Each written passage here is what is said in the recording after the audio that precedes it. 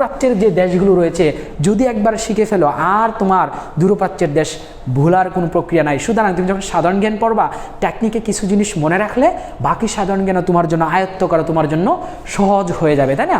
একদম সহজ হয়ে যাবে। তাহলে দেখি চলো, দূরপ্রাচ্যের দেশ 5টি। দূরপ্রাচ্যের দেশ কয়টি? 5টি। যেমন মনে রাখার কৌশল হচ্ছে জামটি কাঁচা তাই খায়। জামটি কি? কাঁচা। যাতে জাপান, মতে মঙ্গোলিয়া, কতে বা কাঁচা দিয়ে আমরা বলতে উত্তর কোরিয়া, দক্ষিণ কোরিয়া। কতে বলতে পারি কি? আর চতে বলতে পারি চীন। এইটা ছাড়াও আমরা শর্টকাটে আরেকটা বলতে পারি চিন্তা কর মফিজ দিয়ে। কি দিয়ে? চিন্তা কর মফিজ দিয়ে আমরা মনে রাখতে পারি। চিতে হচ্ছে চীন, তাতে হচ্ছে তাইওয়ান, করতে হচ্ছে কোরিয়া, মতে হচ্ছে মঙ্গোলিয়া, ফিতে হচ্ছে ফিনল্যান্ড পড়বো না, যতে আমরা পড়বো জাপান পড়বো। যতে কি? জাপান পড়বো। এটা হচ্ছে চীন, তাতে হচ্ছে তাইওয়ান, আমরা জানি তাইওয়ান হচ্ছে চীনের অধীন, করতে হচ্ছে কোরিয়া, করতে কি? কোরিয়া, এর মধ্যে রয়েছে উত্তর কোরিয়া, আর একটা হচ্ছে কি? দক্ষিণ কোরিয়া। আর হচ্ছে মতে হচ্ছে কি? মঙ্গোলিয়া। মতে কি? মঙ্গোলিয়া নামে একটা দেশ রয়েছে। এই মঙ্গোলিয়া দেশটি হচ্ছে দূরপ্রাচ্যের দেশ। দূরপ্রাচ্যের দেশ 5টি। আবার বলতেছি দূরপ্রাচ্যের দেশ 5টি বা পূর্ব এশিয়ার দেশ। দূরপ্রাচ্যের দেশ বা পূর্ব এশিয়ার দেশ।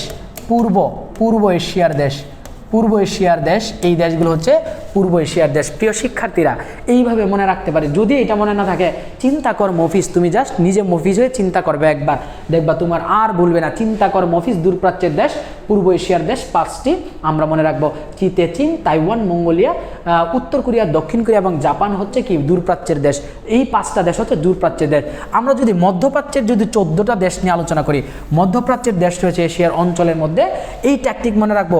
কাকু সৌদিতে উড়ন করে 4 প্লাস তুমি জলে কি? ফিশ। তুমি জলে ফিশ। কাকু সৌদিতে কি করে?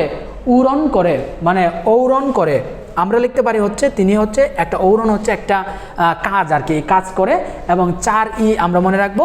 আর তুমি জলে ফিশ, তুমি জলে ফিশ। যদিও আমরা দূরপ্রাচ্য, দক্ষিণ এশিয়ার দেশ, দক্ষিণ পূর্ব এশিয়ার দেশ, পূর্ব এশিয়ার দেশ, তারপর হচ্ছে মধ্য এশিয়ার দেশগুলো মনে রাখলে বাকি যে দেশগুলো থাকে এশিয়ার মধ্যে সবগুলো হচ্ছে মধ্যপ্রাচ্যের দেশ। যেমন আমরা মনে রাখবো কাতার মধ্যপ্রাচ্য, কুয়েত, সৌদি আরব, এই যে জিসিসিভুক্ত দেশগুলো, সংযুক্ত আরব আমিরাত, রতে ওমান, ওতে ওমান। হ্যাঁ, তারপর হচ্ছে ওই যে এখানে বানানো হয়তো ভুল গেছে, ও হবে এটা, ঠিক আছে? ওতে হচ্ছে উড়ন করে, এবার লিখলে হবে। ওতে হচ্ছে ওমান, ডুসিন্ডর দেওয়ার কি? নতে হচ্ছে বাহরান। কি হবে? বাহরান। এখানে ব হবে কি করে? বাহরান হবে, বাহরান। তারপর 4 মানে Iraq, Iran, Yemen, Israel. Iraq, Iran, Yemen, Israel. তারপর তুমি জলে ফিশ। তুমি মানে তুরস্ক, মিতে হচ্ছে মিশর। তুরস্ক আর একটা কি বললাম? আচ্ছা, মিশর কিন্তু আবার ইয়ার দেশ না, এশিয়ার দেশ না, ঠিক আছে? মিশরও কিন্তু এশিয়ার দেশ না। এখানে এটা মাথায় রাখতে হবে। তাহলে তুমিদের তুরস্ক, যতে জর্ডান, লেতে লেবানন, ফিতে ফিলিস্তিন, শতে হচ্ছে কি? সিরিয়া। তুমি জলে ফিশ, তুমি জলে ফিশ, যতে হচ্ছে জর্ডান, লেতে লেবানন, ফিতে ফিলিস্তিনিয়া। তাহলে দেখি কয়টা দেশ হচ্ছে? 1টা 2টা 3টা 4টা 5টা 6টা 7 8 9 10 11 12 13 14, হ্যাঁ 15 16টা, তাই না? যদিও মধ্যপ্রাচ্যের দেশ 14টি, আমরা এখানে পেলাম হচ্ছে 16টি। কয়টি? মাথায় রাখবা, মধ্যপ্রাচ্যের দেশ হচ্ছে কয়টি? 16টি দেশ রয়েছে। ওকে, আচ্ছা। এখন ইরান কিন্তু মধ্যপ্রাচ্যের দেশ বা আরব দেশ না। আমরা ইরানকে কিন্তু মধ্যপ্রাচ্যের আরব দেশ বলি না। ইরান হচ্ছে ফার্সি ভাষা, ওদের ভাষা, এদের আরবি ভাষা। এই দেশগুলো হচ্ছে আরবি ভাষা, যেন মধ্যপ্রাচ্যের দেশগুলো আমরা বলে থাকি। ওকে, আচ্ছা।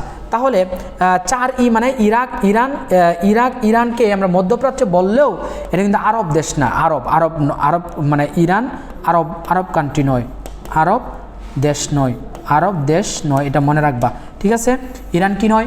আরব দেশ না। আবার বলতেছি, দূরপ্রাচ্যের দেশগুলো আমরা জানলাম।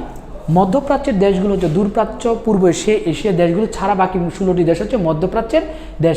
এইটা মনে রাখার টেকনিক হচ্ছে কাকু সৌদিতে উড়ন করে 4 তুমি জলে ফিশ। ওকে, এইভাবে আমরা মনে রাখতে পারবো। দিয়ে আমরা যে কয়েকটা মিলাবো। মধ্যপ্রাচ্যের আরব কান্ট্রিগুলো আমরা জানি, একটা শুধু আরব কান্ট্রি না, সেটা হচ্ছে ইরান হচ্ছে আরব দেশ না, ইরাক কিন্তু আরব দেশ না। আবার বলতেছি ইরান কি দেশ না? আরব দেশ না। মিলাই নিবা আনসার। ইরান কোনো আরব দেশ না, এদের ভাষা হচ্ছে ফার্সি, আরবি ভাষা নয়। ওকে, মধ্য এশিয়ার যে দেশগুলো রয়েছে, মধ্য এশিয়ার যে 6টি দেশ স্থানযুক্ত, কি যুক্ত?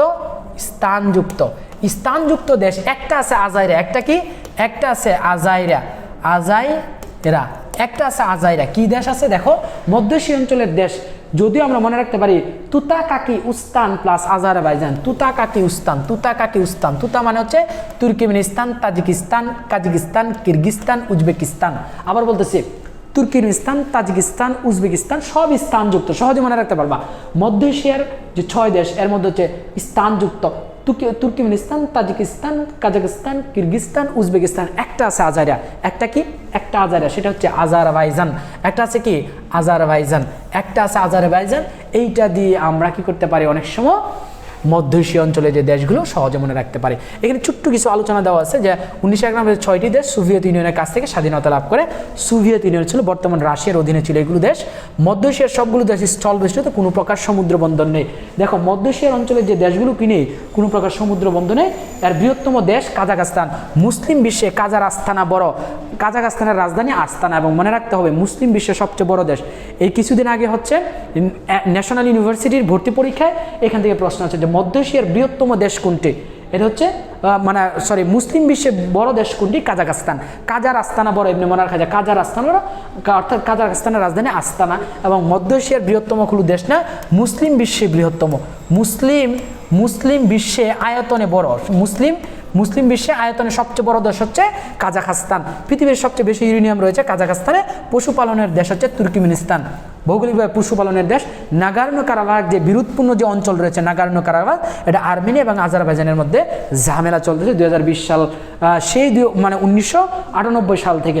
এশিয়ার দ্বিতীয় বৃহত্তম পর্বতনে কারাকোরাম পর্বত অবস্থিত তাজিকিস্তান এবং চীনের সীমান্তে। সুতরাং এই যে মধ্য এশিয়ার অঞ্চলে গুরুত্বপূর্ণ আলোচনাগুলোও কিন্তু এখানে দিয়ে দিছি। সো এইভাবে আমরা শর্টকাটে যখন পড়ব আমরা মনে রাখতে পারবো দূরপ্রাচ্যের দেশ, মধ্য এশিয়ার দেশ, মধ্যপ্রাচ্যের দেশ।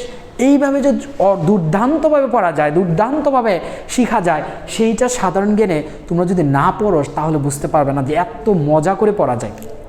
রাগ করলা? আসলে রাগ করার এখানে কিছু নাই, কারণ মজা করে পড়াইতে গিয়ে যদি তুমি রাগ করো এটা তোমার ব্যক্তিগত বিষয়। সুতরাং মজা করে সাধারণ জ্ঞানের টেকনিকে পড়াটা হচ্ছে আমার দায়িত্ব, তোমার বুঝে নেওয়ার দায়িত্ব। সেইভাবে যদি আমরা পড়তে পারি তাহলে আমাদের কাছে আসলে সাধারণ জ্ঞানটা সত্যি সত্যি পানিবাত লাগবে। বিশ্বাস না হলে তোমরা একটু পড়াশোনা করে দেখোই না।